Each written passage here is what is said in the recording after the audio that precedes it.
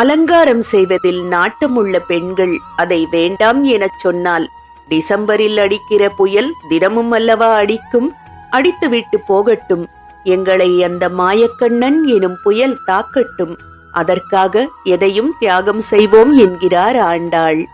கண்களில் மையிட்டுக் கொள்வதில்லை, தலையில் பூச்சூடிக் கொள்வதில்லை என எந்த இந்திய பெண்ணாவது சொல்வாளா? ஆனால் ஆண்டாள் சொல்கிறார். பாவை நோன்பு எனும் விரதத்தை கடைபிடிக்கும் பெண்களாகிய நாங்கள் நெய் உண்ணோம், பால் உண்ணோம் என உண்ணாவிரதம் இருப்பது பெரிதல்ல, தீய சொற்கள் பேசாதிருப்பது பெரிதல்ல, தான தர்மங்கள் செய்வதும் பெரிதல்ல, செய்யக்கூடாததை செய்யாமல் இருப்பதும் பெரிதல்ல. பெண்களின் இயல்பான அலங்கரிக்கும் குணத்தையும் அந்த மாலவனுக்கு அர்ப்பணிப்பதுதான் பெரிது. அதுவே இந்நோன்பின் நோக்கம் என்கிறார் நம் ஆண்டாள். கண்ணா, நாங்கள் இதை ஏதோ கடமைக்கு செய்யவில்லை, மனமுவந்து உனக்காகச் செய்கிறோம். எம் வாழ்வில் இந்த பிறவி எடுத்து வந்த சூழலில் உலகத் துன்பங்களிலிருந்து எம்மை காப்பாய் பரமா என்று பாடுகிறார்.